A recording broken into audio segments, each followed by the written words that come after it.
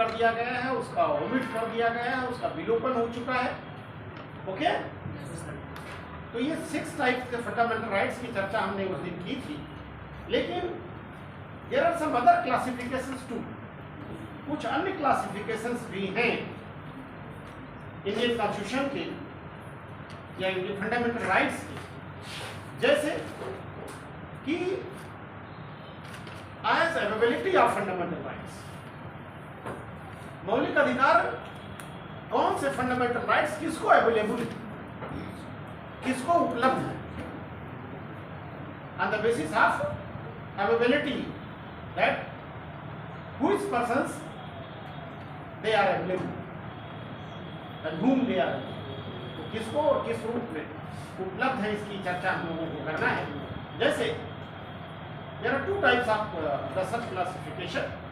The first one is, पहला यह है कि कुछ मौलिक अधिकार ऐसे हैं जो केवल नागरिकों को प्राप्त हैं। They are only guaranteed to the only citizens. ये मौलिक अधिकार केवल नागरिकों को प्राप्त हैं, just like आर्टिकल 16। यानी सामाजिक समानता का जो अधिकार है वो सिर्फ इस देश के नागरिकों को प्राप्त है। सोशल इक्वलिटी का राइट सिर्फ यहाँ के सिटीजन्स को प्राप्त है, सभी लोगों को नहीं प्राप्त। It is not available for the all.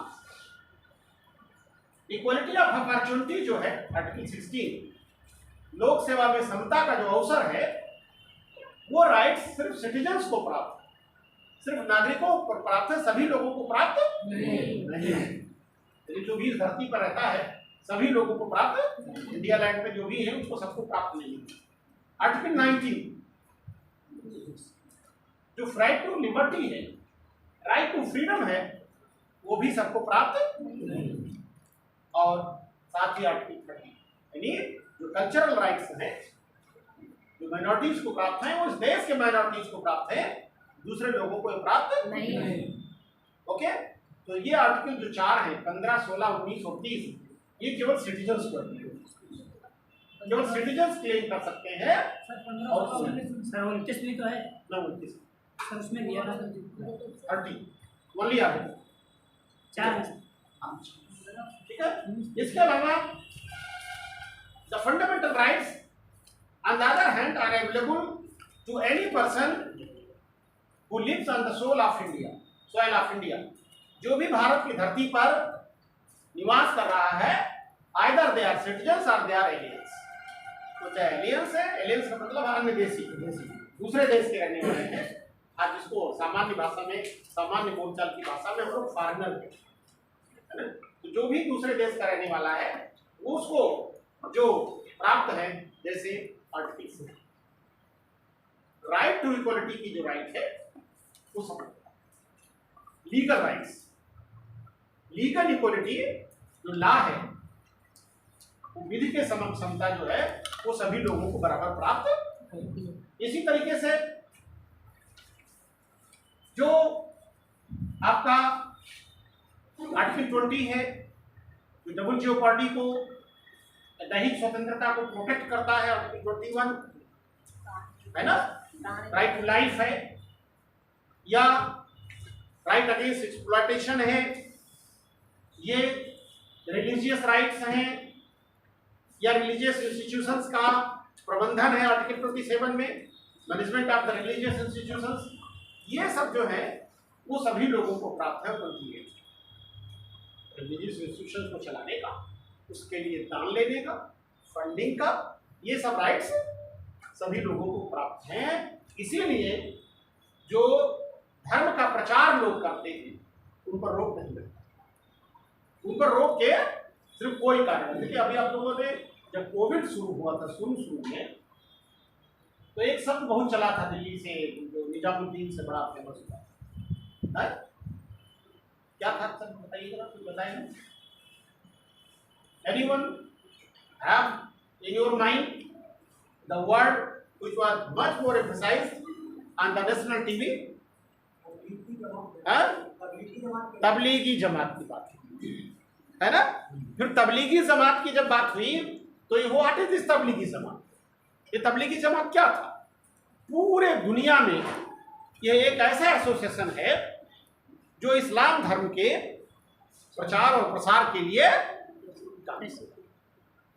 ठीक है, तो ये एक ऐसा इंस्टीट्यूशन था जो उस दौरान प्रकाश में आया, हाईलाइट हुआ, और ये माना गया कि ये लोग जो हैं वो तमाम उसमें थाईलैंड के लोग थे, तमाम म्यांमार के लोग थे, तमाम दूसरे देशों के लोग थे। अब उनके साथ ये संकट था अपने देश वापस कैसे जाएंगे, क्योंकि फ्लाइट वगैरह सब बंद हो गई। तो धर्म का प्रचार करने के इसलिए बाद में सुप्रीम कोर्ट ने इस पर तमाम सारे कहा कि धर्म का अपने रिलीजन का प्रचार और प्रसार आप कर सकते हैं, लेकिन उसकी कुछ सीमाएं उन्होंने कर दी कि किस किस तरीके से आप नहीं कर सकते, है ना। किसी को इन्फ्लुएंस नहीं कर सकते हैं, किसी को ब्राइब नहीं कर सकते हैं, किसी को बहला नहीं सकते हैं, फुसला नहीं सकते हैं, लालच नहीं दे सकते हैं।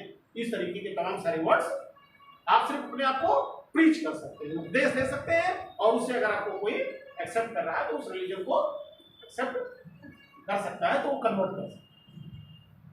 ठीक है, इसलिए अभी जब ये लव जिहाद वाला प्रकरण था, उस पर जो कानून बना उसमें कहा गया ठीक है, अगर कोई लड़की किसी लड़के से दूसरे धर्म की शादी करना चाहता है या कोई लड़का किसी दूसरे धर्म की लड़की शादी करना चाहता है तो that is not prohibited but the consent of the parents. अब उसमें क्या है कि जब पेरेंट्स इन्वॉल्व हो जाएंगे तो इलीगल प्रैक्टिसिंग, ठीक है, गलत तरीके से जो बहला फुसला करके प्रीचिंग होती है वो बंद। ओके, तो ये क्लासिफिकेशन एक ये है कि the some fundamental rights are prohibited to the state and some fundamental rights prohibited to the individuals. कुछ मौलिक अधिकार हैं जो राज्य के ऊपर रोक लगा, राज्य की गतिविधियों को रोकते, और कुछ फंडामेंटल राइट्स हैं जो कि व्यक्ति के ऊपर, इंडिविजुअल के अगेंस्ट। एक क्लासिफिकेशन ये भी होता है, तो some fundamental rights are negatively worded, ये नेगेटिव है constitution, who address to the state, जो राज्य को प्रभावित करते हैं, तो दैट इज आर्टिकल, वो अनुच्छेद 14 है जो कहता है इंडिया या the state shall not deny to any person equality before the law.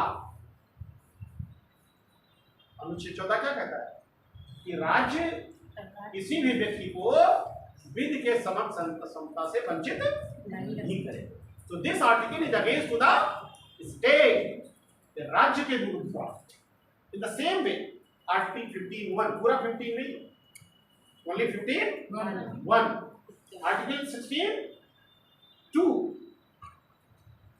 16(1) नहीं है, 16(2), 18(1), 18(1), 20, 22(1) और 28(1). They are others which positively confer some benefits upon the individuals। और कुछ ऐसे हैं जो व्यक्ति को व्यक्तिगत रूप से लाभ पहुंचाते, जैसे आर्टिकल 25, 29(1) एंड 30।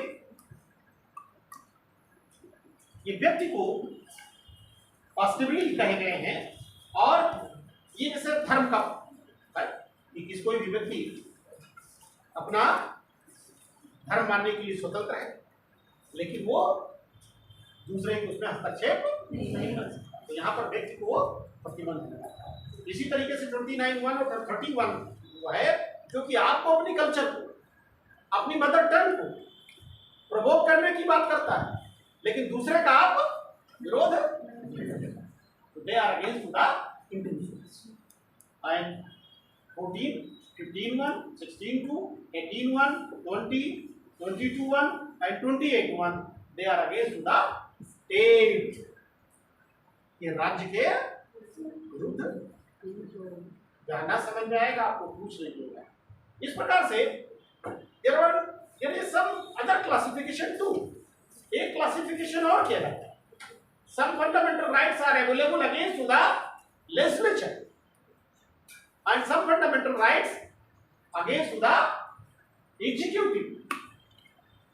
कुछ फंडामेंटल राइट्स ऐसे हैं जो एग्जीक्यूटिव पर रोक लगाते हैं, कार्यपालिका पर रोक लगाते हैं, सरकार पर रोक लगाते हैं, लेकिन व्यवस्थापिका पर कोई रोक नहीं लगाते हैं।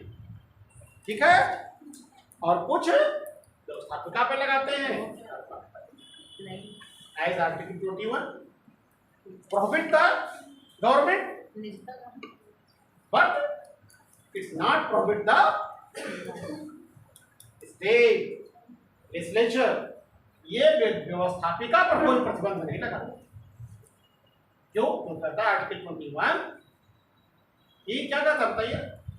21 No one will be deprived from his personal life and liberty without procedure established by law। विधि द्वारा स्थापित प्रक्रिया के अलावा अन्य किसी भी प्रकार से किसी भी व्यक्ति को उसके प्राण और दैहिक स्वतंत्रता से वंचित नहीं। इसका मतलब क्या है कि कानून बना करके आपकी प्राण और दैहिक स्वतंत्रता से आपके वंचित किया जा सकता है। कानून बनाकर किया जा सकता है। व्यवस्थापिका आपको उससे वंचित कर सकती है। ओके, फिर इस पे बड़ा कोर्ट में मुकदमे हुए, इसके आगे हम लोग चर्चा। सरकार आपको एग्जीक्यूटिव के अगेंस्ट से है, एग्जीक्यूटिव नहीं कर सकती है, सरकार नहीं कर सकती। लेकिन अगर संसद कानून बना दे कि आपको आपके प्राण और दैहिक स्वतंत्रता से वंचित कर दिया जाएगा, तो उसे सीधे से लिखा है ना, without procedure established by law, विधि द्वारा स्थापित प्रक्रिया के बिना नहीं किया जाएगा। इसका मतलब यह है कि विधि द्वारा स्थापित प्रक्रिया कर दी जाएगी तो वंचित कर दिया जाएगा। तो this article is not against to the. इसीलिए तो संसद कानून बनाती है तो लोग सुप्रीम कोर्ट भागते हैं कि ये गलत है, ये गलत है, और ये कानून गलत है, और ये कानून गलत है। बहुत लोग इच्छा मृत्यु मांगने जाते हैं, मृत्यु मांगने जाते हैं, बाद में कोर्ट ने दे भी दिया। क्या चीज? यूथेनेसिया इसी में आएगा क्या? मतलब अपने आप को शब्द क्या यूज कर रहे हो तुम लोग? समझ नहीं। इच्छा मृत्यु, इच्छा मृत्यु, अच्छा मत तो इच्छा मृत्यु इसी में आएगा, है ना। लेकिन इच्छा मृत्यु जो है वो राइट टू लाइफ है ना। तो राइट टू लाइफ, इसका मतलब ये नहीं, राइट टू लाइफ का मतलब नहीं कि आप अपने आप को चाहो मार दो। You are not free to kill yourself, you are the property of state. Once you have taken the birth on the land, then you are the property of state. आप राज्य की संपत्ति, ठीक है। आप अपने आप को मार नहीं सकते। इसलिए जो लोग फांसी लगाते हैं, मर गए तो मर गए, अगर बच गए तो उनको 302 के तहत मुकदमा चलेगा, क्योंकि आपने अपने आप के कत्ल करने का प्रयास किया। ठीक है। अब आईपीसी कितना हमको ज़्यादा ज्ञान नहीं है, लेकिन ये सब जो इच्छा मृत्यु का अधिकार दिया गया है या निजता का अधिकार है, वो सब हम डिटेल में भी आगे चर्चा। ठीक है। तो ये क्लासिफिकेशन है कि कुछ आर्टिकल्स ऐसे हैं जो कि क्या है, एग्जीक्यूटिव के ऊपर रोक लगाते हैं, लेकिन लेजिस्लेचर के ऊपर कोई रोक नहीं लगाते। ओके, क्लियर हो गया। कुछ नागरिकों को प्राप्त है, कुछ सभी को प्राप्त है। कुछ जो है वो राज्य के अगेंस्ट है और कुछ व्यक्ति के अगेंस्ट है। कुछ जो है वो पॉजिटिव राइट्स को प्रोवाइड करते हैं, कुछ नेगेटिव राइट्स देते हैं। कुछ जो है वो लेजिस्लेचर के अगेंस्ट है और कुछ लेजिस्लेचर के अगेंस्ट नहीं। इसी में आर्टिकल 21 को ही एक्सप्लेन करने में इतना सारा एक्सप्लेनेशन हुआ है इसका। इसी में आगे चल करके theory of use and substance आता है, इसी में कल रेगुलेशन आता है, इसी में आपका जितने भी सिद्धांत नए विकसित हुए हैं, थ्योरी ऑफ सेपरेशन आता है। क्या आता है? Theory of separation of law आता है। ये सब इसी के तहत परिभाषित हुए हैं। इसी के तहत विदेश जाने का अधिकार परिभाषित हुआ, इसी के तहत निजता का अधिकार परिभाषित हुआ, इसी के तहत सूचना का अधिकार आया, इसी के तहत इच्छा मृत्यु का आया, पासपोर्ट का राइट्स आया। ये जितने भी नए right to education, fundamental rights declare हुआ, ये सब इसी आर्टिकल 21 कि लेजिस्लेचर जो प्रतिबंध लगाएगी वो कैसा लगाएगी। तो बहुत मुकदमे हुए, क्या हुए हैं, बहुत मुकदमे हुए हैं और लगातार होते हैं, ठीक है। और कोर्ट जो है उसको एक्सप्लेन करती है। ओके, तो इस प्रकार से हम देखते हैं fundamental rights a guarantee against the state. जो मूल अधिकार है वो राज्य के विरुद्ध क्या है, एक गारंटी, एक अभिवचन। क्या है, आप कोई सामान दुकान पे खरीदने जाते हैं तो आपसे वेंडर कहता है कि 2 साल की गारंटी रहेगी, 5 साल की वारंटी रहेगी, ठीक है। तो इसका क्या मतलब हुआ, गारंटी का मतलब पूरा चेंज करके दिया जाएगा, वारंटी में बना के दिया जाएगा, ठीक है। नोट पर क्या लिखा रहता है, मैं धारक को 10 रुपये देने का वचन देता है, गारंटी देता है। यानी उसके भाई कागज का नोट तो एक हमारे नोट्स का पन्ना है, एक आपके नोट्स का पन्ना है, और एक पन्ना वो कागज है जो उस पर छपा हुआ है। ऐसे कोई भी छाप लेगा, लेकिन गारंटी नहीं देगा उतने सामान का वैल्यू चिप देने का। लेकिन स्टेट क्या करता है, कहता है इतने मूल्य का ये है कागज का टुकड़ा। तो उसी तरीके से these fundamental rights are against the state, they are guarantee for the individuals। देखो बेटा, जो भी राजनीति होती है, जो भी सत्ता होती है, जो भी व्यवस्था होती है, जो भी सिस्टम होता है, क्या होता है, सिस्टम होता है। इसमें लिबर्टी और अथॉरिटी, इन दोनों के रिलेशन को ही व्यवस्थित करने के लिए तमाम सारी चीजें लाई जाती हैं। तो चाहे संविधान हो, चाहे सरकार हो, चाहे कार्यपालिका हो, चाहे व्यवस्थापिका हो, कि जो शासन करेगा वो कैसे करेगा और जिनके ऊपर शासन होगा उनको कितनी स्वतंत्रता मिलेगी और कितनी स्वतंत्रता। तो जो भी स्टेट है, स्टेट प्रोसीजर्स है, ये जो स्ट्रगल होता है, जो क्लाइसिस होता है, जो क्राइसिस होती है, इसके बीच में among the liberty and authority, व्यक्तियों को स्वतंत्रता और राज्य की कितनी सत्ता होगी, इसके बीच में संतुलन बनाने के लिए संविधान। अब उस संतुलन को बनाने के लिए कि भाई व्यक्ति संविधान को मानेंगे और संविधान द्वारा स्थापित राज्य सत्ता को हम मानेंगे, उसके ऑर्डर को मानेंगे, उसके एग्जीक्यूटिव ऑर्डर को मानेंगे, उसके लेजिस्लेटिव ऑर्डर को मानेंगे और उसके नियंत्रणों को स्वीकार करेंगे, तो हमको क्या मिलेगा, हमको फंडामेंटल राइट्स। क्या मिलेंगे, फंडामेंटल राइट्स मिलेंगे। So it is the guarantee by the constitution that the fundamental rights are against the state या by the state, is the responsibility of state. The state must be guaranteed your these provisions. तो लोगों को, हमको सबको मूल अधिकार प्राप्त है, तो मूल अधिकार किससे मिलेंगे, कौन गारंटी देगा कि हम ये टीवी बदल देंगे, है और स्टेट नहीं देगा तब कोर्ट उसे कहेगा नहीं आप ये दीजिए,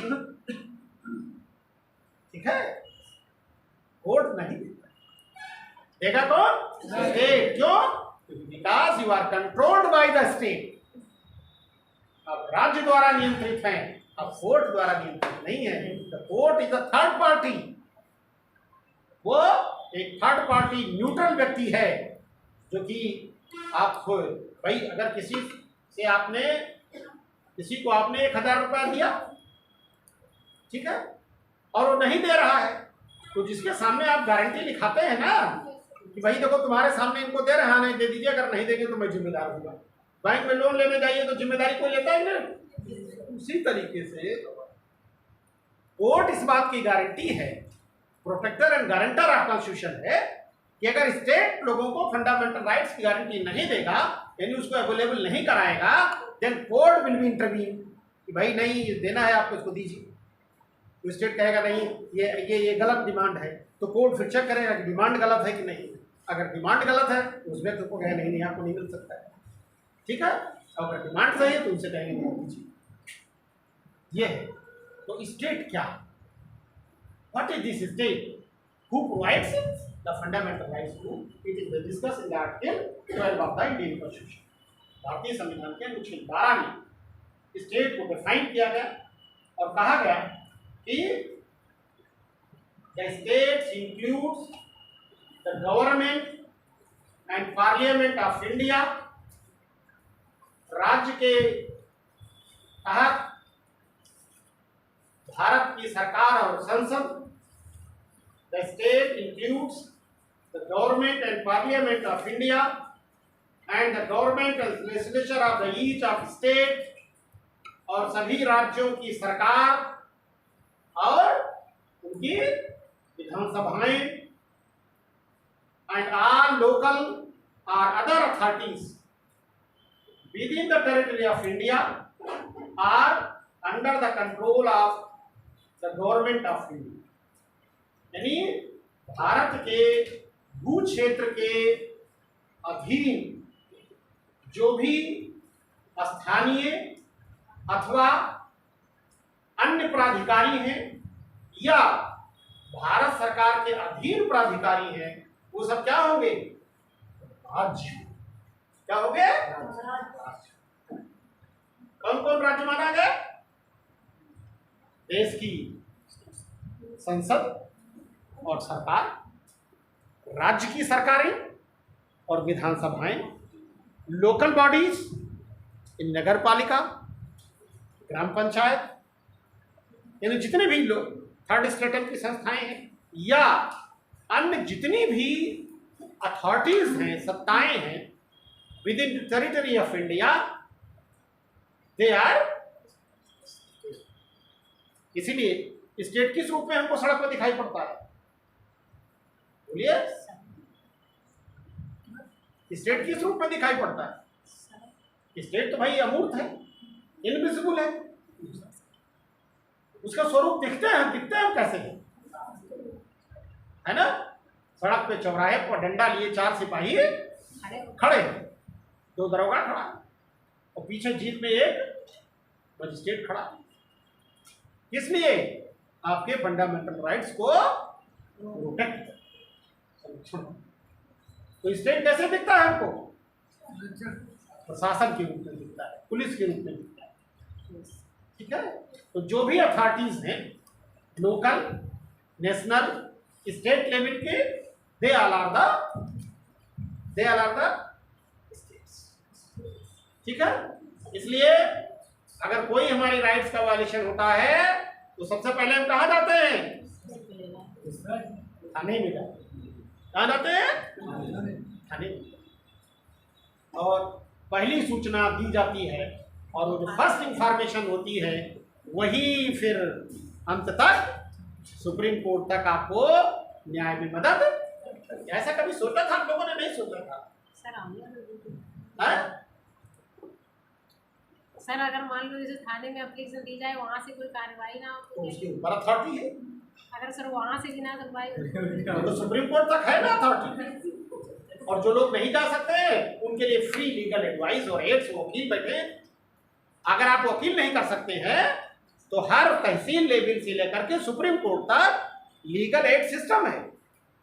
विधिक सहायता एवं परामर्श केंद्र है सरकार की तरफ से जो आपके लिए वकील प्रोवाइड कराते हैं. लोगों को जानकारी नहीं है इसलिए लोग नहीं जा पाते. हर तहसील से लेकर के और सुप्रीम कोर्ट तक विधिक सहायता एवं परामर्श केंद्र स्थापित है. उसमें वकील बैठते हैं, एक जज वहां डिप्यूट होता है जो उनकी रिट तैयार करवाता है, मदद करता है और उनके राइट्स को प्रोटेक्ट करने के लिए आगे. Okay. So this the meaning of the state is clear. राज्य का मतलब स्पष्ट हो गया आपको कि गारंटी कौन देगा? स्टेट देगा. और स्टेट क्या है ये आपको, इसलिए जितने भी मुकदमे होते हैं हाई कोर्ट से, उसमें सब में पहली पार्टी जो बनती है वो सरकार, चाहे गवर्नमेंट ऑफ इंडिया बने चाहे स्टेट गवर्नमेंट बने, राज्य की सरकारें बने. और इसलिए जिस भी विभाग का मैटर होता है उस विभाग के प्रमुख सचिव को पहला वादी बनाया जाता है. ठीक है. उसके बाद और सब बाद में होगी। मान लीजिए भी सीएसएन कॉलेज के लिए कोई मुकदमा आपको करना है तो पहली पार्टी बनेंगे, कौन बनेगा? प्रमुख सचिव उच्च शिक्षा। पहली पार्टी बनेगा प्रमुख सचिव उत्तर प्रदेश शासन, ठीक है। दूसरी पार्टी बनेगा प्रमुख सचिव उच्च शिक्षा और तीसरी पार्टी बनेगा डायरेक्टर उच्च शिक्षा। चौथी पार्टी बनेगा क्षेत्रीय उच्च शिक्षा अधिकारी और पांचवी पार्टी बनेगा आपके मैनेजिंग कमेटी का अध्यक्ष और छठी पार्टी प्रिंसिपल। प्रिंसिपल का रोल सबसे भले प्रिंसिपल का केस मुकदमा है, भले ही प्रिंसिपल को उसको प्रदेल कराना है, लेकिन प्रिंसिपल अगर काम नहीं कर रहा है तो ऊपर के लोगों की जिम्मेदारी है कि ये काम करे, ठीक है। इसलिए पार्टी सब लोग बने। ओके, तो स्टेट इस रूप में हमको दिखाई। ओके, देखिए कॉम्पिटिशन के लिए आपको फंडामेंटल राइट्स पढ़ना तो है ही है, साथ साथ आपके अपने जीवन के लिए भी पढ़ना है, ठीक है। अगले आर्टिकल आता है आर्टिकल 13 जो लॉ को डिफाइन करता है। एक बार पढ़ाने के बाद दोबारा आपको पढ़ने की किसी से जरूरत ना पड़े, तब तो पढ़ाने का कोई मतलब है फंडामेंटल राइट्स, नहीं तो फिर हम अपना एसी में बैठ के फाइलों दस्तखत बनाएंगे, काहे लगेंगे हाथ जोड़। सर इसके बारे में थोड़ा लिखवा दीजिए। इसके बारे में मैं बोल रहा हूँ, आप लिखिए। मैं आपको लेक्चर दे सकता हूँ, चीजों को हिट कर सकता हूँ, समझा सकता हूँ, नोट्स नहीं लिखा पाऊंगा मैं, और किसी भी अच्छे टीचर को नोट्स नहीं लिखाना चाहिए। कोई भी टीचर जो आपको नोट्स लिखाता है इसका मतलब है वो आपको विकलांग बना रहा है, ठीक है। आप खुद सोचिए, जो हम बता रहे हैं उसको भी सुनिए और खुद कुछ पढ़िए, तब आपकी सोच विकसित होगी। भाई हमको भी नोट्स देके रखवा दिया गया होता तो आज मैं आपको पढ़ा पाने की स्थिति में नहीं होता, ठीक है। और लॉ की बात होती है, article 13 provides the definition of law. भाई राज्य कैसे आपके फंडामेंटल राइट्स को प्रोटेक्ट करेगा? कानून बना के करेगा। कैसे करेगा? कानून बना के करेगा। तो कानून क्या है? Fundamental rights are guarantee against the state action, ये डिस्कस है 12 में। और आर्टिकल 13 प्रोवाइड्स डेफिनेशन ऑफ, अनुच्छेद 13 जो है वो विधि की परिभाषा को डिफाइन करता है। कई बार इस पर सवाल पीसीएस वगैरह में उठ चुका है ना, कि लॉ में क्या नहीं आता है या निम्न में से लॉ में क्या आएगा। तो ये अगर इसके सारे पार्ट आपको चारों नहीं पता है, आर्टिकल 13 हैव द 4 पार्ट्स। अनुच्छेद 13 के कितने भाग हैं? 4 भाग। तो 4 भागों में तो law consist with are in derogation of the fundamental rights. इसके 4 पार्ट हैं लॉ के, और पहला ये कहता है all law in the force in the territory of India immediately before the commencement of this constitution, insofar as they are inconsistent of such inconsistency be right। कहते हैं कि इस भू क्षेत्र में संविधान लागू होने के पहले जितने भी कानून लागू थे 25 जनवरी 1950 के पहले पूरे भू क्षेत्र पर जो भी कानून लागू थे या जिनको लागू नहीं किया गया, डिक्लेयर किया गया था बी वाइड, वो सब ठीक है। अगर उनको स्पेशल दे करके व्यवस्था करके उनको लागू आगे किया गया तब तो वो चलेंगे, अदरवाइज सभी पुराने कानून क्या हो जाएंगे? समाप्त।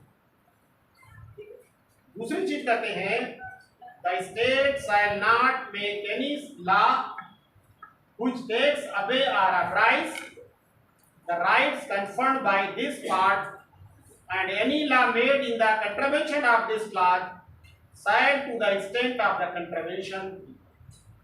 यहाँ देखिए सुप्रीम कोर्ट कहता है कि राज्य ऐसा कोई कानून नहीं बनाएगा जो इस भाग में दिए गए अधिकारों को आंशिक रूप से या पूर्ण रूप से समाप्त करता हो या न्यून हो, चाहे उसको खत्म कर रहा हो या कम कर रहा हो, किसी उसके भाग को या पूरे राइट्स को।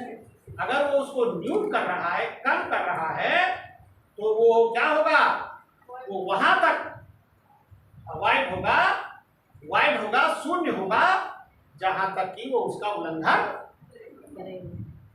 ठीक है, ये थ्योरी ऑफ सेपरेशन कि अगर कोई लॉ बनाया गया, उसके 4 पार्ट उसके अगेंस्ट है तो शून्य हो जाएंगे, और जो शेष पार्ट फंडामेंटल राइट्स को इम्पैक्ट नहीं करता है वो चलते हैं।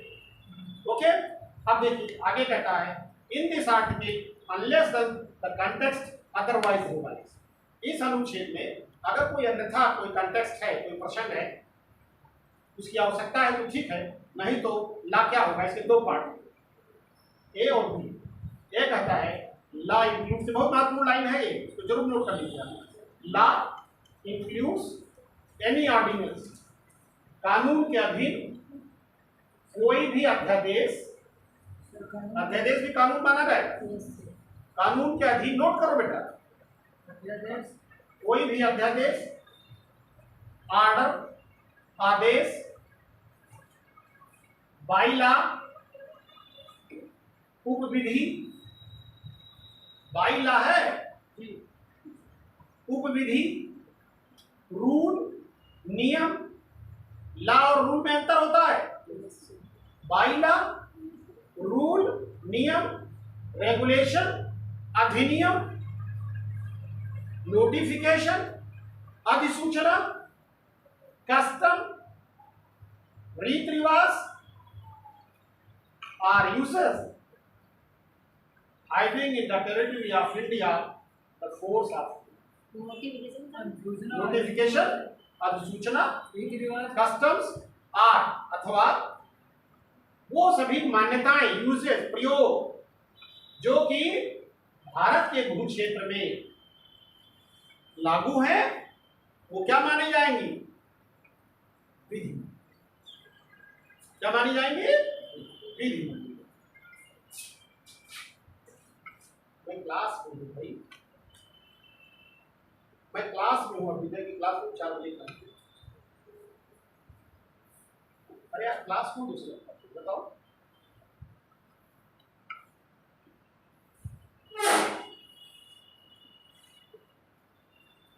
मैं अभी 4 बजे हमसे बात करूँ तो क्या क्या हो जाएगा, यदि सरकार कोई अध्यादेश जारी करे, कोई आदेश दे। अभी लेटेस्ट कोई अध्यादेश आया था, बड़ा फेमस हुआ था, उसका नाम बताएंगे आपको?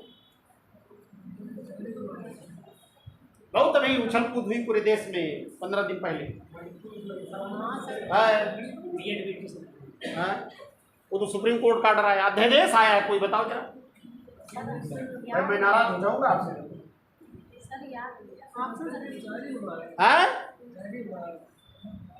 अध्यादेश जारी हुआ था, ला बन गया है और बड़ा फेमस हुआ है। उसी के चलते तो एक इंडिया नामक नया एसोसिएशन बन गया, ग्रुप बन गया। भाई जितना विपक्षी पार्टियां इकट्ठा होकर के एक संगठन में आई हैं, उसके पीछे उस अध्यादेश का भी बड़ा महत्वपूर्ण रोल है। अब बताओ, अब इससे ज्यादा हिट नहीं दे सकता हूँ, है ना। पहली बैठक पटना में हुई तो वो नेता जो इससे ज्यादा प्रभावित था पहले उठ के भागा वहां से। अब बताओ, हैं?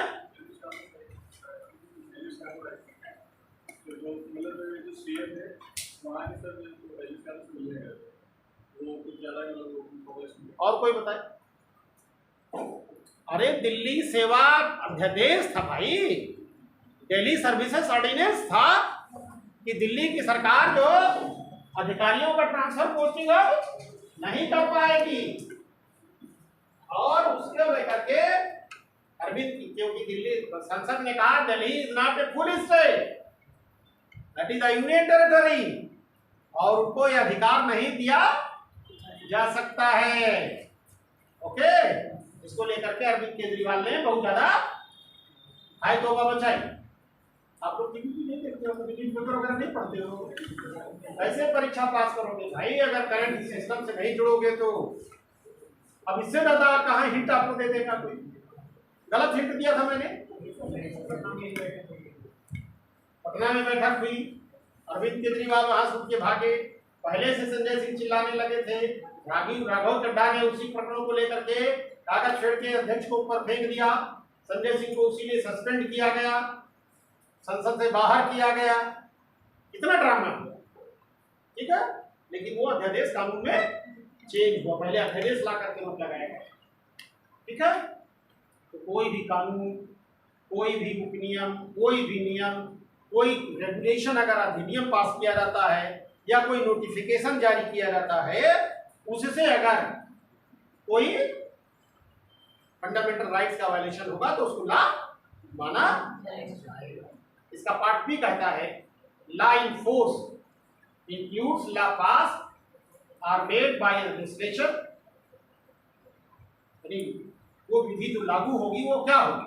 Includes law pass are made by administration, वो व्यवस्थापिका द्वारा पास किया जाए या बनाया जाए, और अदर कॉम्पिटेंट अथॉरिटी या अन्य कॉम्पिटेंट यानी सक्षम अधिकारी द्वारा in the territory of India before the constitution of commencement of the constitution, भले ही वो संविधान लागू होने के पहले बनाया गया था, एंड नॉट प्रीवियसली रिपील्ड,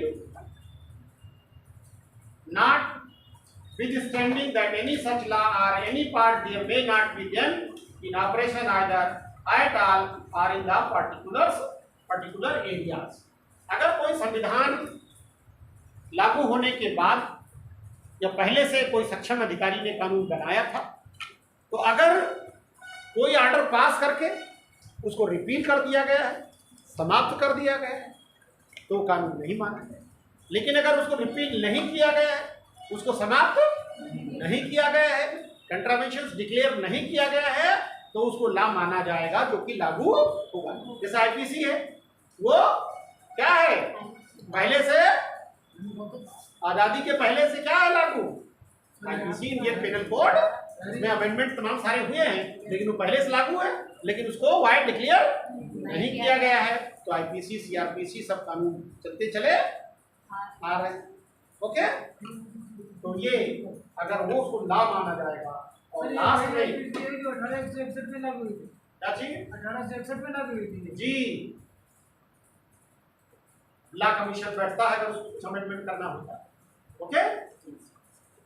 लेकिन आर्टिकल 13(4) कहता है कि nothing in this article shall apply to any amendment of this constitution made under article 368। कि अगर इस अनुच्छेद का कोई भाग नहीं लागू होगा, यदि संसद कोई कॉन्स्टिट्यूशनल अमेंडमेंट करता है, किसके तहत? आर्टिकल 368 के तहत अगर कोई अमेंडमेंट कर देता है, तब वो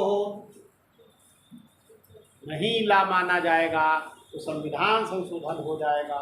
इसको लेकर के बहुत सारे मुकदमे हुए, है ना, क्योंकि संविधान संशोधन कई प्रकार के होते हैं, लेकिन 368 के तहत अगर कोई अमेंडमेंट किया गया है तो फुल मेजॉरिटी से होता है, स्पेशल मेजॉरिटी से होता है। इसलिए अगर उसके तहत कोई अमेंडमेंट हुआ है, इसको लेकर बहुत सारे मुकदमे हुए, गोपालन केस से लेके सज्जन केस से लेकर के केशवनाथ मुखार्जी केस, मंगलावासिंग केस, है ना, ये तमाम सारे केस हुए जो कि संसद द्वारा आपके माना गया कि 368 के तहत अमेंडमेंट हुआ, तो वो फंडामेंटल राइट्स को क्या करता है?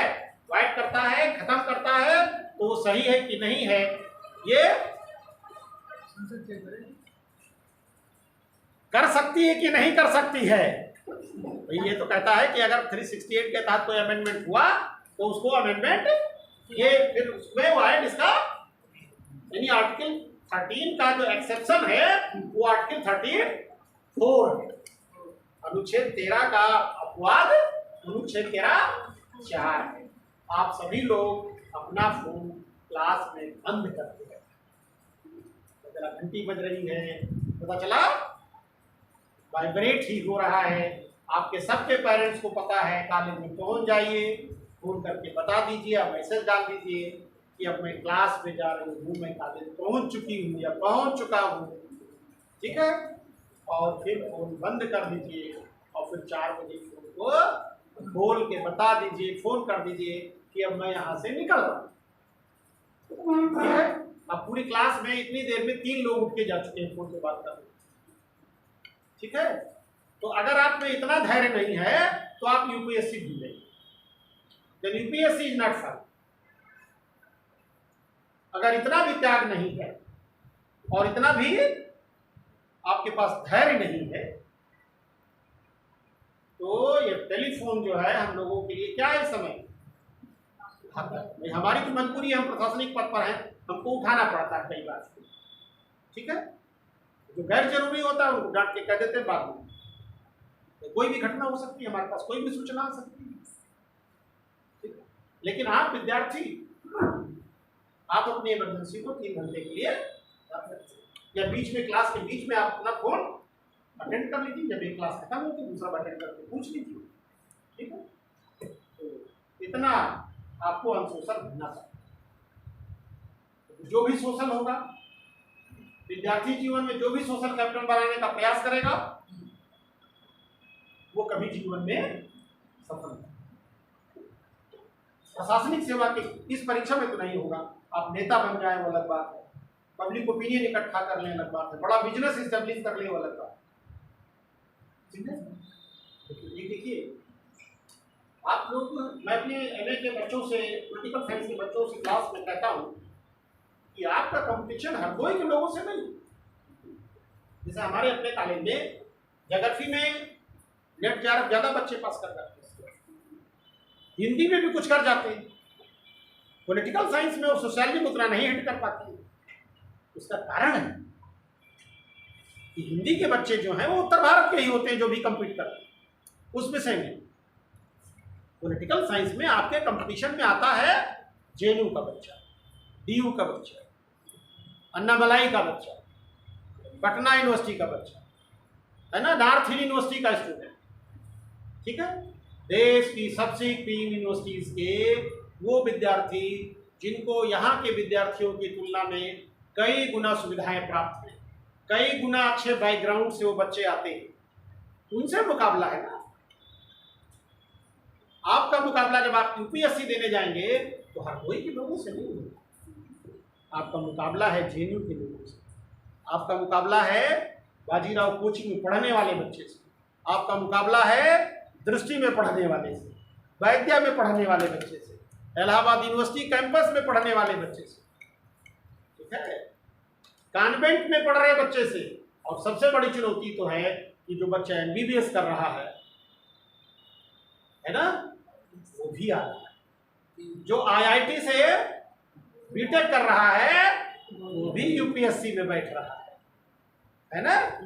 तो आपका मुकाबला सीएसएन में या दिघिया में पढ़ने वाले बच्चे से नहीं है, या मल्लावा में पढ़ने वाले बच्चे से नहीं है, ठीक है। यूपीएससी की क्लास में अगर आप बैठे हैं तो आपको ये नहीं पता चलना चाहिए कि आपको पसीना हो रहा है या आपको भूख लगी है, आपको मेहनत करना पड़ता। हम लोगों ने मेहनत किया है, कहीं ना कहीं जरूर कमी रह गई, तभी हम उस फील्ड में नहीं है। मैंने भी बहुत सारे मेंस दिए, इंटरव्यू दिए, नहीं हुआ मेरा सिलेक्शन में टीचिंग पैसे में, लेकिन अगर वहां उतना मेहनत नहीं करता मैं तो यहां भी नहीं होता। समझ रहे हैं आप? तो मिलाकर के हम 10,000 ग्रेड में नौकरी कर रहे हैं। इतना मेहनत करिए कि अगर सिलेक्शन हो जाए ईश्वर की कृपा से तो सो फार सो गुड, नहीं हो तो आप इतने सक्षम जरूर हो कि कोई ना कोई ऐसी नौकरी ले ले कि आपको जीवन भर गिल्ट न रहे, अंदर से आपको तकलीफ न रहे कि थोड़ा और पढ़ लेते तो फिर क्या हो। इतना पढ़ डालिए कि अगर सफलता नहीं मिले तो आप ये कह सकें कि नहीं, अब वो सेवा मेरे लायक नहीं थी। सेवा मेरे लायक नहीं थी, ये मत कहिए कि मैं उस लायक नहीं। कहीं ना कहीं आपको अल्टरनेट मिल जाए जहां आप सुकून से और अच्छे से जीवन जी सकते। कभी मुझको गिल्ट करते हुए आप लोग देखते हैं? हमारे कॉलेज में तमाम टीचर हैं, बहुत गिल्ट करते हैं। 2-3 लोग हैं, मैंने उनसे कहा भैया ऐसा है, अभी परीक्षा आ रही, मैं आपको 6 महीने की छुट्टी देता हूँ। क्या करता हूँ मैं? 6 महीने की छुट्टी दे रहा हूँ, एक बार और पढ़ के देख लो, एक बार और पढ़ के देख लो, तो अभी समय है, पढ़ लीजिए, था तो सफल हो जाएगा। तो ये कहेगा ये तो अरे हमारे साथ पढ़ते, और आपको ये कहना पड़ेगा अरे भाई मेरे साथ। ये डिफरेंस हो जाता है साथ पढ़ने वाले बच्चे में, भाई बहन के बीच में, परिवार के बीच में भी। अगर आप सफल नहीं हैं तो आपके प्रति लोगों का दृष्टिकोण बदल जाता है, और इसीलिए ये समाज क्या है? समाज है। ठीक है, मेरी माँ कहती थी कि काम बिगाड़ो अपना, जग में हुए हंसाए, काम बनाओ अपना, जग में हुए बढ़ाए। मतलब नहीं समझा? समझ गए सर। भाई अवधि का टर्म है, और आप लोग थोड़ा बुंदेलखंडी की तरफ आपकी भाषा जाती है ना, लेकिन वही अवधि का ही क्षेत्र माना जाता है, संडीला तक खास करके, है ना।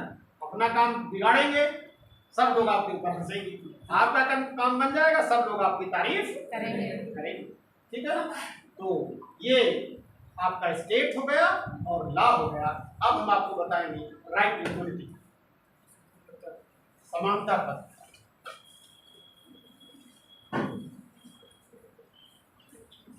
ये नियम, उपनियम, ऑर्डर, ऑर्डिनेंस, रूल्स, बाईला, रेगुलेशन, नोटिफिकेशन, कस्टम्स, ये सब जरूर याद रखिएगा, ये सब लॉ के तहत आएंगे। ओके, इसी पर सवाल बन जाएगा, निम्न में से कौन नहीं है लॉ के तहत, तो उसी में आप क्या हो जाएंगे, है ना। अभी इसमें ऑर्डिनेंस है, रेगुलेशन की बात कही गई है, स्टैट्यूट की बात नहीं कही गई, पर नियम की बात नहीं कही गई। किसकी बात नहीं कही गई है? परिनियम की बात नहीं कही गई, रेगुलेशन की बात कही गई है ना, लेकिन परिनियम की बात नहीं कही गई। तो स्टैट्यूट अगर रख देगा तो मामला गड़बड़ा जाएगा। जैसे उच्च शिक्षा शासित होती है 2 चीजों से, एक रेगुलेशन और दूसरा स्टैट्यूट, है ना, एक अधिनियम और एक परिनियम। तो अधिनियम यानी विधानसभा से पास होगा, और परिनियम वो होता है कि उस नियम के आधार पर, अधिनियम के आधार पर लोकल लेवल पर कानून जो बनाए जाते हैं। तो परिनियम ला नहीं होता है, अधिनियम ला होता है। ठीक है, तो इसमें मत फंसिएगा।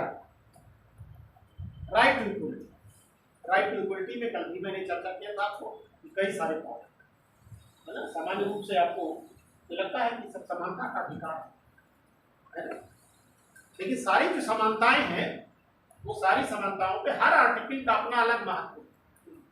पूरे कॉन्स्टिट्यूशन में आर्टिकल 14 से लेकर के आर्टिकल 24 तक का जो इम्पोर्टेंस है, और उसके बाद 32 का जो महत्व है वो और किसी आर्टिकल का। ये आर्टिकल आपको बहुत ठीक से समझना है, जो राइट टू लाइफ के लिए बहुत जरूरी है। आर्टिकल 14 से 24 तक और 32 से, इसलिए इसको मैं डिटेल में आपको पढ़ाऊंगा। ठीक है, भले मेरी क्लास लगाएं या मुझको एक्स्ट्रा लेकर के आपको पढ़ाना पड़े, लेकिन मैं इसको आपको ठीक से पढ़ाऊंगा।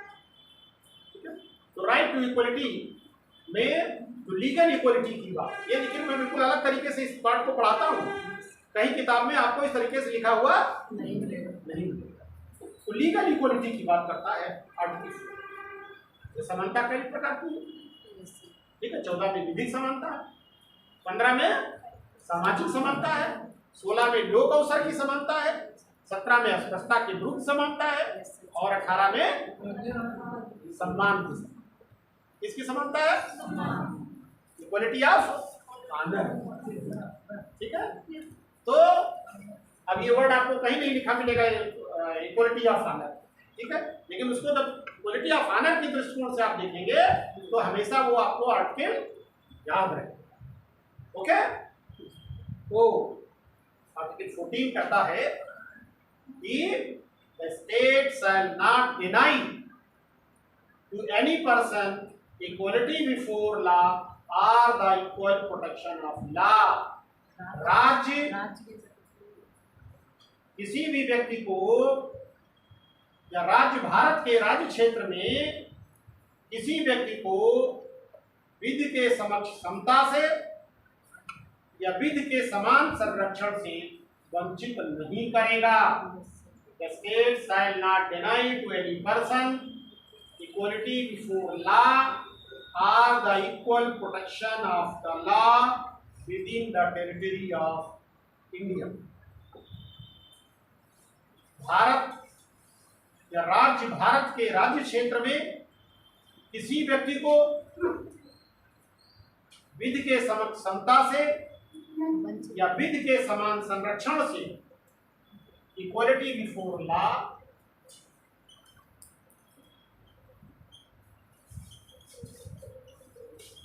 एंड इक्वल प्रोटेक्शन ऑफ, विधि के समक्ष समता और विधि का समान संरक्षण।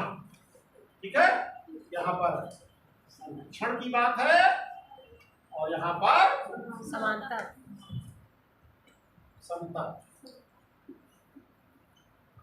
कानून के समक्ष समता की बात है और यहाँ कानून के समक्ष। ठीक है, अलग हो गया नहीं? सामान्य रूप से देखने में दोनों एक जैसे लगते हैं। Similarity prima fascia both statements looks like similar. दोनों एक दूसरे के क्या लगते हैं? एक ही जैसा लगते हैं, लेकिन एक जैसा होते तो अलग अलग यूज करने की जरूरत नहीं महसूस करती। Equal protection of law is the just opposite to the equal protection of equality before law. ये चीज जो है ना, ये इसका क्या है? अगेंस्ट है।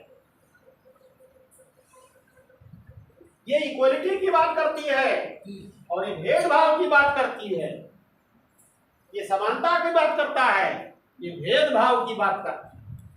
देखने में दोनों समानता लगती है, लेकिन दोनों समान नहीं है। फेसिया भले इक्वलिटी हो, लेकिन दोनों में इक्वलिटी जैसा कोई चीज नहीं है। ओके, तो कुल मिलाकर के हम ये कह सकते हैं कि दोनों भले एक जैसी दिखाई पड़े, लेकिन दोनों अलग हैं, क्योंकि equality before law is present the negative concept. ये जो है एक नकारात्मक अवधारणा है। ऐसा कॉन्सेप्ट है, नकारात्मक अवधारणा है। ये जो है सकारात्मक अवधारणा है। It is a negative concept and it is the positive. वो मैं नोट कर रहा हूँ। It is a negative concept and it is a positive concept. तो एक नकारात्मक अवधारणा है और एक सकारात्मक अवधारणा है। ओके, तो जब हम इक्वलिटी बिफोर लॉ की बात करते हैं, तो what is the equality before law? Equality before law क्या है? तो this terms is derived from the English constitution. ये टर्म भारतीय संविधान में इंग्लैंड से आया और ये term okay negative. This term is come from the concept of rule of law। किस कॉन्सेप्ट से आया इक्वलिटी बिफोर लॉ? विधि के शासन से आया। किससे आया? विधि के शासन, कानून का शासन। और कानून के शासन की उदाहरणा किसने दी?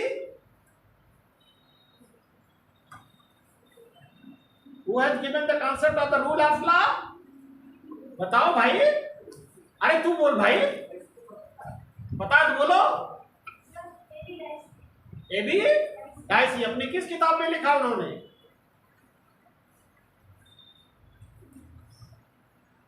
बोलो।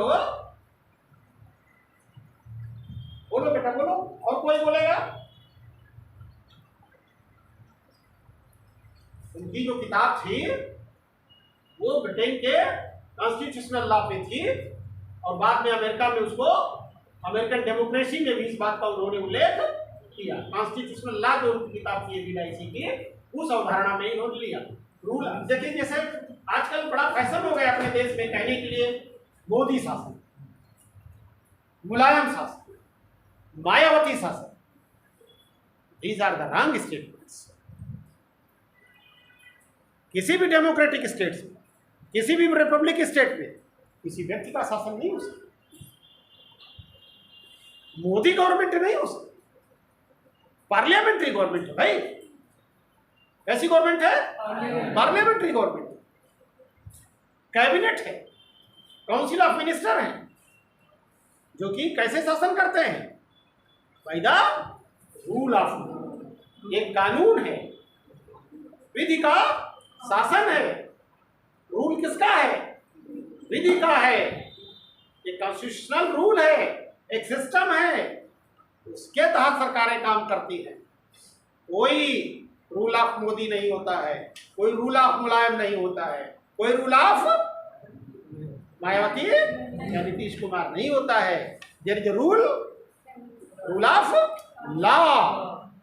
विधि का शासन होता है, और जिस दिन रूल ऑफ लॉ हट करके ये व्यक्ति का शासन हो जाएंगे, उस दिन तो टेरेनी स्थापित हो जाएगी, आतताई तंत्र की स्थापना हो जाएगी, टोटलिटेरियन गवर्नमेंट की स्थापना हो जाएगी, जैसे चाइना में है, कोरिया में है। इसमें चला जा रहा है, एक व्यक्ति राष्ट्रपति बना, चला जा रहा है, एक राजा बना, और जो चाहता है करता। तो the parliamentary law, the rule of law provides the word common. एक शब्द आता है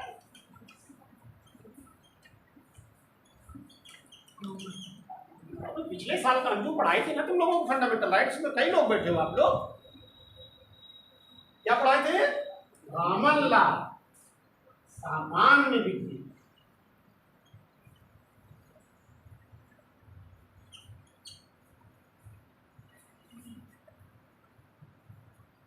क्या है सामान्य विधि? What is common law? आगे बैठो बेटा, सुबह को यहाँ बैठो, यहाँ हवा लगी, इधर दोनों लोग आगे चश्मा लगा लो, नहीं पता कहीं फंस के गिर उड़ जाओ। आगे यहाँ तुम इधर आ, यहाँ लो, कहाँ हवा लग रही है, इसके बगल बैठो, इसको भी कुछ सीखेगी तुम्हारे साथ बैठ के। तुम वहाँ बैठो, यहाँ इसके बगल बैठो, वहीं बैठो चेयर पे। लग रहा है पंखा, हवा लग रही है। बिना पंखे के हम लोगों ने अपने जीवन में पढ़ाई करी। बैठो। अब बताओ ये कॉमन लॉ क्या होता है? What is common law? Law is common for all common. सामान्य विधि वो विधि है जो सबके लिए सामान्य है। क्या है? सामान्य है। रूल ऑफ लॉ का मतलब क्या है? इक्वलिटी बिफोर लॉ का मतलब क्या है? इसका मतलब है कि everyone, no man is above the law and the land of state। राज्य की पूरी भूमि पर कोई भी व्यक्ति कानून से ऊपर नहीं हो सकता है। राजा से लेकर रंक तक, राष्ट्रपति से लेकर पटवारी तक, प्रधानमंत्री से लेकर देखभाल तक, राष्ट्रपति से पटवारी तक या प्रधानमंत्री से लेकर प्रधान तक, everyone is equal before the law. जब हर व्यक्ति कानून के समक्ष बराबर माना जाएगा, चाहे वो राजा हो, चाहे राजा भोज हो, तेली हो। लोग अपने यहाँ सब बोला रहता है ना, कहाँ राजा भोज, कहाँ तेली। तो जब राजा भोज और रंगू तेली, या कह सकते हैं आप कि प्रधानमंत्री और प्रधान, राष्ट्रपति और पटवारी, प्राचार्य और चपरासी, सबके लिए कानून एक होगा और एक जैसा लागू होगा, तो वो है common law. Rule of law, equality before law is the symbol of symbol of equality. कानून के समक्ष सभी बराबर हो, राहुल गांधी हो या नरसिंह राव हो, पी चिदम्बरम हो या अमित शाह हो, जब न्यायालय में पेशी लगती है तो सिविल जज के सामने या म्युनिसिपल मजिस्ट्रेट के समक्ष जाके खड़ा होना पड़ता। आपकी पद और प्रतिष्ठा कुछ भी हो, कानून के समक्ष आप बराबर हैं। क्या है? बराबर हैं। वहां तो आपको पेशकार आवाज लगाएगा आपके नाम से, राहुल गांधी हाजिर हो, ठीक है, नरेंद्र मोदी हाजिर हो। तो कानून जब सबके लिए बराबर होता है तो वो क्या होगा? कॉमन लॉ होगा। तो कहता है कि राज्य किसी भी व्यक्ति को कानून के समक्ष क्षमता से वंचित नहीं करेगा। सभी लोगों के लिए एक जैसा कानून लागू। Okay, it's clear. कॉन्स्टिट्यूशन किताब की उसमें पहली बार इसको माना गया। रूल ऑफ लॉ का दूसरा रूप है तो विधि के शासन के ऊपर कोई भी व्यक्ति नहीं होता है, उसकी पद प्रतिष्ठा पंक्ति कुछ भी हो, और इस प्रकार से सभी व्यक्ति सामान्य विधि के अधीन होते हैं, कॉमन लॉ के अधीन होते हैं और सामान्य न्यायालयों की अधिकारता में आते हैं। They are under the custody of common judiciary. Okay, प्रत्येक नागरिक चाहे वो कुछ भी हो, मजदूर हो, उसका कुछ भी पद प्रतिष्ठा हो, विधिक औचित्य के बिना तो कोई काम नहीं कर सकते हैं, और वो सब सामान्य कानून के अधीन सामान्य रूप से। अब परीक्षा में सवाल आया था, बहुत लोगों ने गलती की।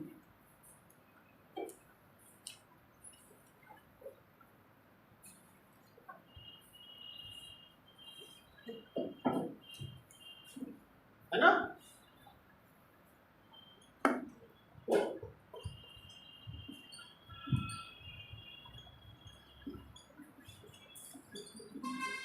ठीक है?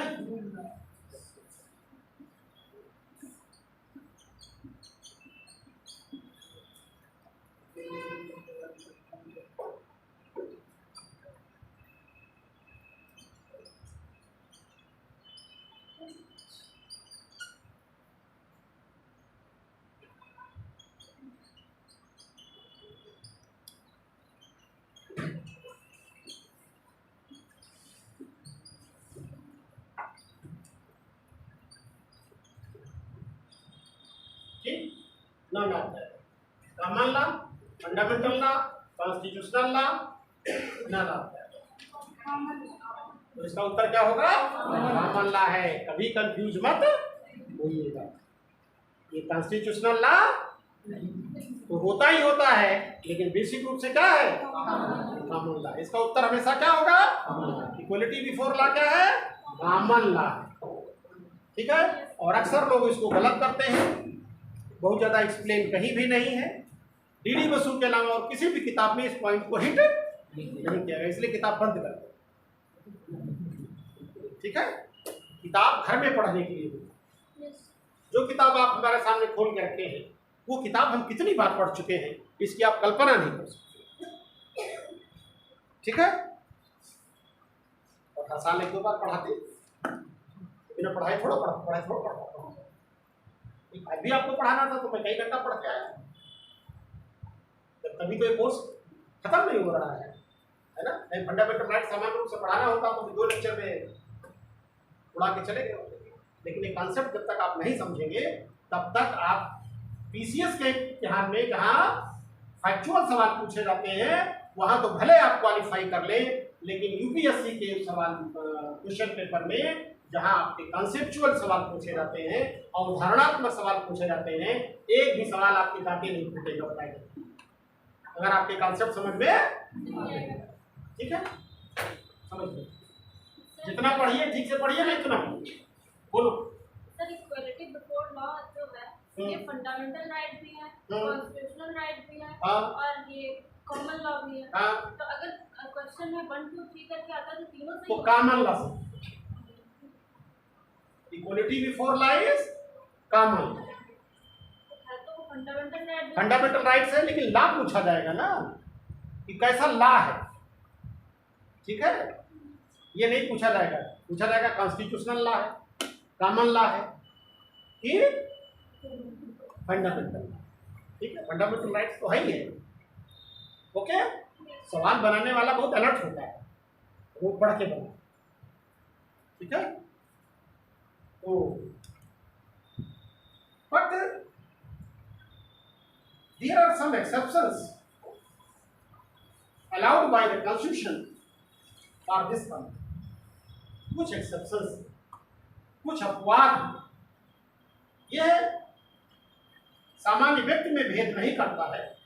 एक समान अपराध के लिए एक जैसे कानून की बात करता है, लेकिन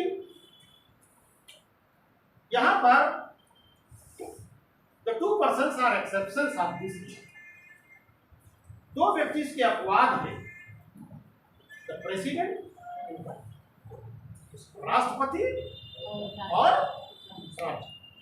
ये जब तक पद पर रहेंगे तब तक इनके विरुद्ध कार्रवाई, और पद पर रहने के पहले अगर कोई अपराध इन्होंने किया है तो उस पर कार्रवाई होगी, लेकिन पद से हटने के, ठीक है। पद पर रहते हुए कोई कार्य करते हैं तो वो कार्य इनका कार्य नहीं माना जाएगा। ऐसा इसलिए है क्योंकि ये जो भी काम करते हैं वो on the basis of the advice of cabinet of minister, मंत्री मंडल के, कैबिनेट के एडवाइस पर करते हैं।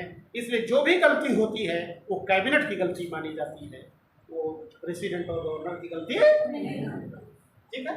तो पद पर रहते हुए कोई भी कार्रवाई, ये एक्सेप्शन है उनके, इन पर कोई कार्रवाई।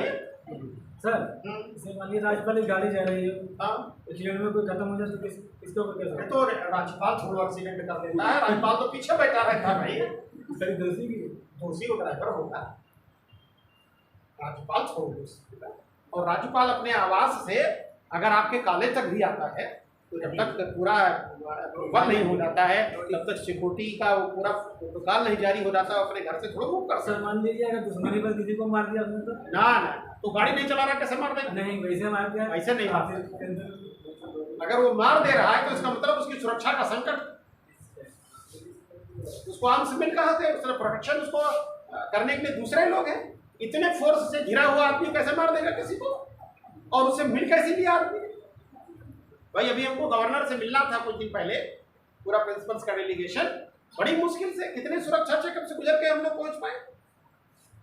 अब बैठा तो 3 तल्ले के ऊपर गवर्नर बैठी थी, है ना। इतने सुरक्षा चेकअप से होने के बाद, कितने लोगों के रिकमेंडेशन के बाद आप वहां पहुंचते हैं,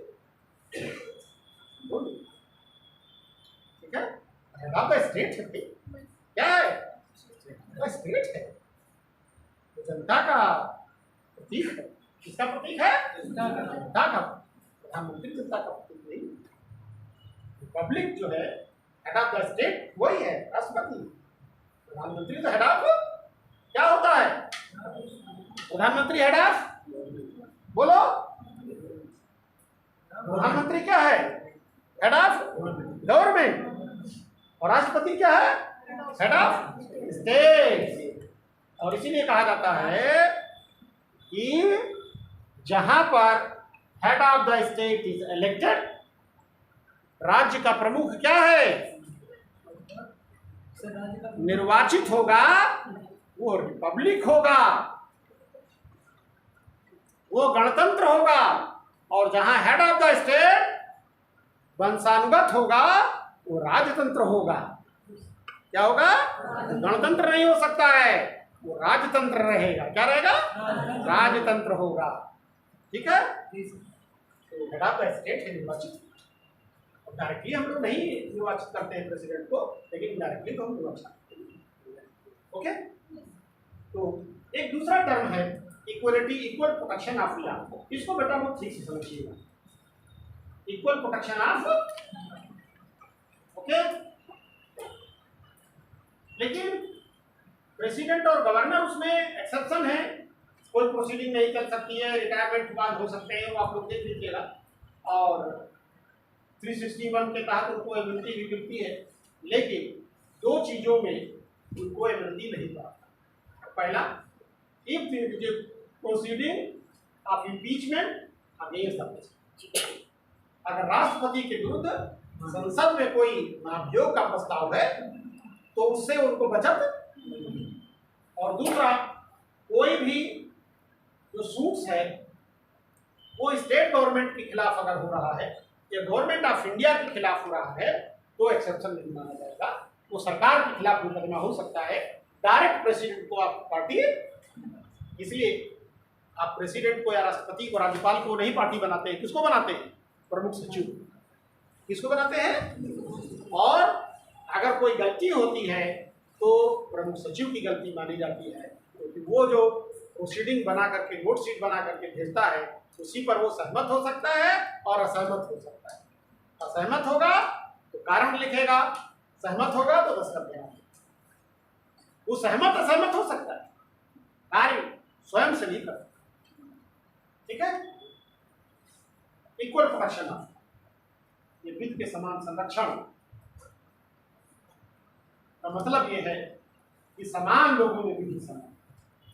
The law will be equal among the equals, not equals for all. इसका मतलब ये है कि विधि समानों में समानता की बात, इक्वलिटी अमंग इक्वल्स। इसका मतलब क्या? कल इसकी चर्चा हुई थी जब परसों जब फ्राइडे को मैं क्लास में था। ये एक जैसे लोगों के लिए, एक जैसी परिस्थितियों में जीवन जीने वालों के लिए एक जैसा व्यवहार जब किया जाएगा तो वो है equal protection of law. Okay? तो जैसे टैक्सेशन है, सभी लोगों पर एक जैसा नहीं लागू हो सकता। ऐसा थोड़ा है कि कह दिया जाए कि सभी लोग बराबर कर देंगे। ठीक है? जितना टैक्स हमारे ऊपर लागू किया जाएगा आपके ऊपर लागू कर दिया जाएगा, दे पाएंगे? अभी आप लोग विद्यार्थी दे पाएंगे? कह दिया रहा है कि जितने भी एजेंट हैं सब 30% इनकम टैक्स देंगे, दे पाएंगे? नहीं दे पाएंगे। लेकिन बिस्किट पर एक पैसा टैक्स आप भी दे लेते हो, हम भी दे लेते हो। लेकिन इनकम टैक्स हमारे अपने कॉलेज में किसी का 50,000 रुपये महीना टैक्स कटता है, किसी का 60,000 रुपये महीना टैक्स कटता है, और कोई 8,000 रुपये महीना तनख्वाह ही पाता है। ठीक है? तो क्या डिस्पैरिटी? लेकिन टैक्स ज्यादा किसके ऊपर है? जिसकी इनकम ज्यादा है ना? सबके ऊपर बराबर टैक्स नहीं है। लेकिन उस स्लैब में आने वाले सभी लोगों पर एक जैसा है। यानी जिसकी इनकम 10 लाख से ऊपर होगी सभी 30% टैक्स देंगे, जिसकी इनकम 5 लाख से ऊपर होगी सभी लोग 20% टैक्स देंगे। ओके? और क्या? हर महीने कट जाता है उसी हिसाब से पहले तो। और जिसकी 5 लाख तक है कोई टैक्स नहीं है। जीवन जीने के लिए तो कुछ पैसा चाहिए ना, उतना सब कुछ छोड़ दिया। 5 लाख रुपए तक सब लोग फ्री, 5 लाख के ऊपर आपकी जितनी तनख्वाह 20%, 10 लाख से ऊपर जितना है वो आप 30% दो, जितने लोग हैं सबको। ठीक है? एक फिर बीच में आया था कि जितनी महिलाएं हैं उनको उनका जितना भी टैक्स बनेगा उसमें वो 10,000 रुपये घटा लें।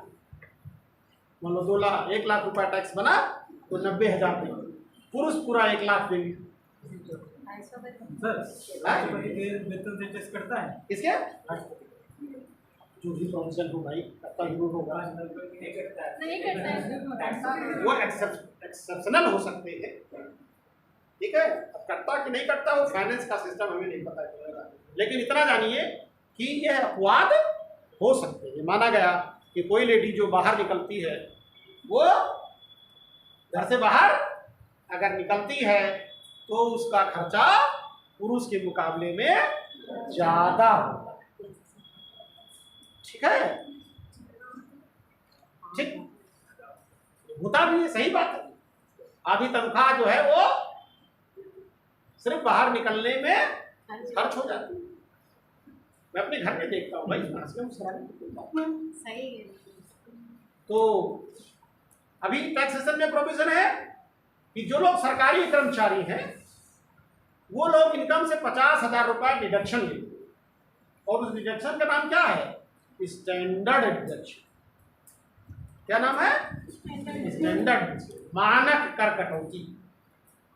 भाई ऑफिस जा रहा आदमी, सुबह उठेगा, तैयार होगा, ऑफिस उसको जाना है तो कपड़ा भी प्रेस चाहिए, उसको ठीक कपड़ा भी चाहिए, जूता भी चाहिए जो पॉलिश्ड भी हो, है ना, जीन्स सेफ भी होना चाहिए। अब तो थोड़ा फैशन में आ गया है कि लोग जीन्स भी पहन ले रहे हैं, अदरवाइज जीन्स अलाउड नहीं था, है ना। जैसे जब से मैं प्रिंसिपल बना मैं खुद नहीं जीन्स पहनता हूँ, पैर में थोड़ा तकलीफ है इसलिए स्पोर्ट्स शू पहन लेता हूँ, ये भी नहीं पहनता था, क्योंकि आपको अपना एक स्टैंडर्ड मेंटेन करना जिस पद पर आप, तो स्टैंडर्ड डिडक्शन का 50,000 रुपये उसको लाभ छूट मिलती है। अब दूसरे लोग जो सेवा में नहीं हो जाए कहेंगे ये तो स्टैंडर्ड हमारा नहीं मेंटेन होना चाहिए, मुकदमा कर सकते हैं।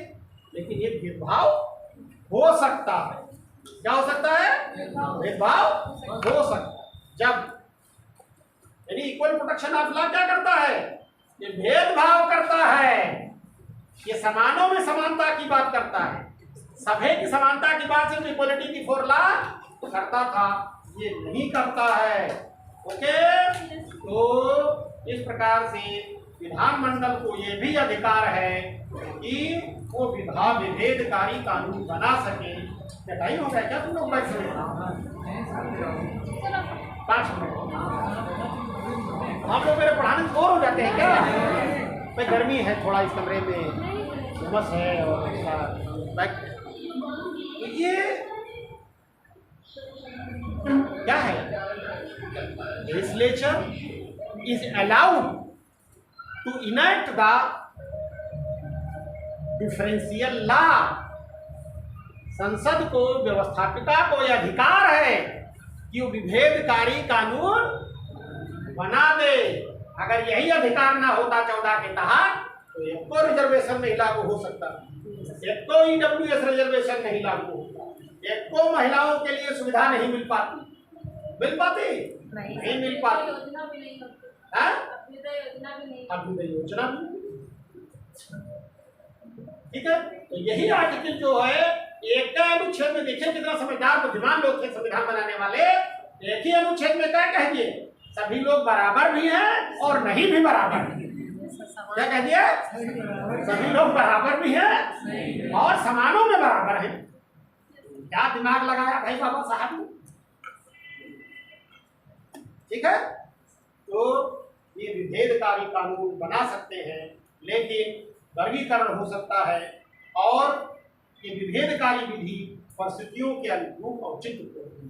But the such differential law must be justified according to circumstances. परिस्थितियों के अनुरूप उसका औचित्य आप सिद्ध कर सकें, क्या कर सकें? उसका औचित्य, जस्टिफिकेशन उसका हो सके। तो ये सिद्धांत राज्य को विधि सम्मत प्रयोजनों के लिए विधि के वर्गीकरण की शक्ति प्रदान करता है।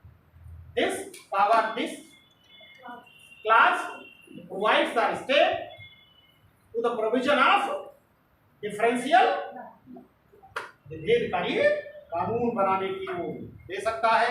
लेकिन वर्गीकरण जो है वो पावर तो है, लेकिन that classification must not be unreasonable, analogical and unjust.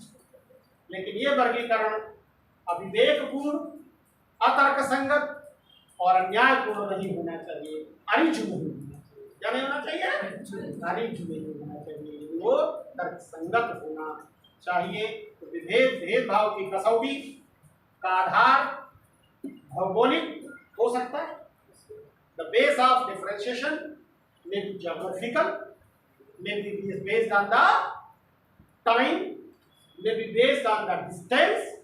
ये भौगोलिक हो सकता है, प्रकृति के आधार पर हो सकता है, समय के आधार पर हो सकता है, दूरी के आधार पर हो सकता है, वृत्ति और जीविका के आधार पर हो सकता है, on the basis of our livelihood, our profession और customs.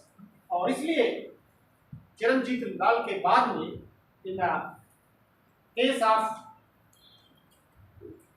Charanjit Lal, the court has given their decision.